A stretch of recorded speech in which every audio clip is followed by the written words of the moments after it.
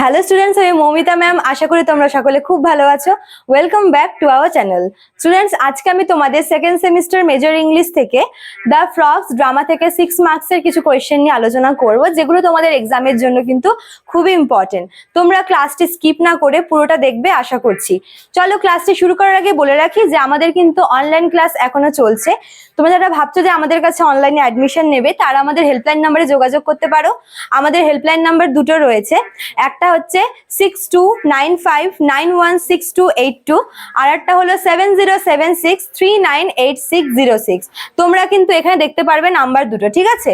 এবং আমাদের যেটা কোর্স ফি রয়েছে 999 টাকা, সেটা আমাদের 6 মাসের কোর্স ফি।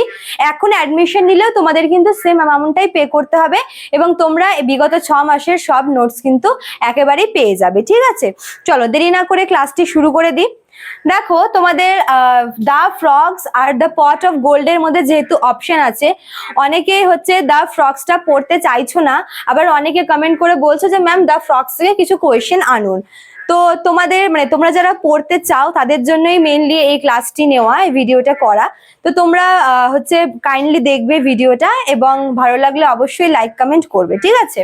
আচ্ছা, দেখো, প্রথম যে কোয়েশ্চেনটা রয়েছে 1 নাম্বার কোয়েশ্চেন 6 মার্কসের, কি বলেছে? What qualities of scholars could help reconstruct the polis. দেখো, এই গল্পটার যদি আমরা ব্যাকগ্রাউন্ডটা নিয়ে আলোচনা করি, এই গল্পটা এমন সময়ের যখন হচ্ছে তোমার এসকেলাস মারা গেছেন, এবং হচ্ছে সেই সময় একটা কি বলবো, খুবই খারাপ একটা অবস্থার ভিতর দিয়ে আর কি যাচ্ছিল, ঠিক আছে? সময় খুব খারাপ অবস্থার ভিতর দিয়ে যাচ্ছিল। তো ঠিক সেই সময় মানে এখানে বলেছে যে এসকেলাসের কোন কোন কোয়ালিটি গুলো ছিল, যেই কোয়ালিটি গুলো হচ্ছে সেই সময় সেই সময় এমন হয়ে গেছিল যে সমাজের লোকেরা আর কি এই যে লিটারেচার থেকে মুখ ঘুরিয়ে নিয়েছিল, মানে তারা লিটারেচার পড়ার কোনো কারণ খুঁজে পাচ্ছিল না, কারণ তাদের প্রিয় কবি মারা গেছে, ঠিক আছে? এমতো অবস্থায় হচ্ছে ডায়োনিশাস, যাকে কিনা গড অফ ড্রামা বলা হয়, সে মনে করেছে যে এমন একজন কাউকে আবার হচ্ছে রিবর্ন করাবে, যার লেখা পড়ে বা যাকে দেখে আবার মানুষজন এই সাহিত্যের প্রতি, ড্রামার প্রতি আবার অ্যাট্রাক্টেড হয়, ঠিক আছে? তো এখানে এসকেলাসের সাথে হচ্ছে যে ঝামেলাটা লেগেছিল ইউরিপিডিস আর এসকেলাসের মধ্যে, ইউরিপিডিস মারা গিয়েছিল। তো তার অভাবটা যখন আর কি ভীষণ পরিমাণে গ্রিসের লোকরা বুঝতে পারছিল, তখন আর কি ডায়োনিশাস চেয়েছিল যে আবার তাকে হচ্ছে পাতাল থেকে নিয়ে এসে আবার আর্থে রিবর্ন করাবে, ঠিক আছে? এবার যখন হচ্ছে ডায়োনিশাস এবং জ্যান্থাস মানে তার স্লেভ যখন আর কি পাতালে যায়, আন্ডারওয়ার্ল্ডে যখন যায়, তখন হচ্ছে গিয়ে সেখানে দেখে যে ইউরিপিডিসের সাথে এসকেলাসের একটা বাকযুদ্ধ হচ্ছে, যে যার যেটা আর কি কন্ট্রিবিউশন, মানে যে যার নিজের স্কিলটাকে তুলে ধরার চেষ্টা করছে। তো এই দুজনের মধ্যে এসকেলাস যে ছিল, সে মানে তার কোন কোন কোয়ালিটি, মানে তার যে রাইটিং স্কিল, দেখো প্রত্যেকটি কবিরই কিন্তু নিজস্ব কিছু লেখনী আর কি স্টাইল রয়েছে, ঠিক আছে? তো এসকেলাসের কোন কোন স্টাইলগুলো এমন, মানে কোন কোন স্টাইল, তার লেখার কোন স্টাইলগুলো বা তার লেখার কোন কোন কোয়ালিটিগুলো হচ্ছে মানে ছিল, যেগুলো হচ্ছে এই যে মানে ওই সমাজটাকে, পলিসকে আবার রিকনস্ট্রাক্ট করতে হেল্প করতো, ঠিক আছে? এটা তোমাদের 1 নম্বরে চেয়েছে। নেক্সট কোয়েশ্চেন নাম্বার 2 কি বলেছে? What does Euripides claim as his contribution to drama in the frogs.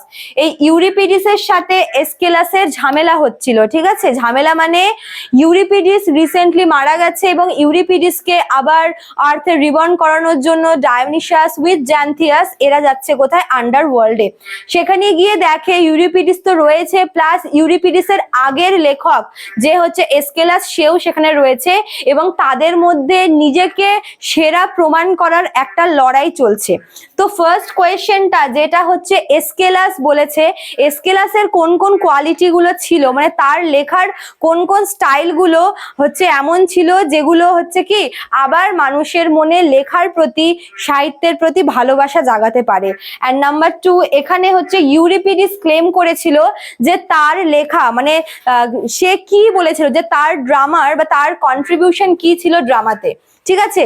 মানে ইউরিপিডিস এখানে ক্লেম করেছিল যে এই যে মানে এই নাটকের জগতে তার যে অবদানটা, তার যে কন্ট্রিবিউশনটা সেটা বিশাল, ঠিক আছে, এবং সেজন্যই মানে সে হচ্ছে সেরা।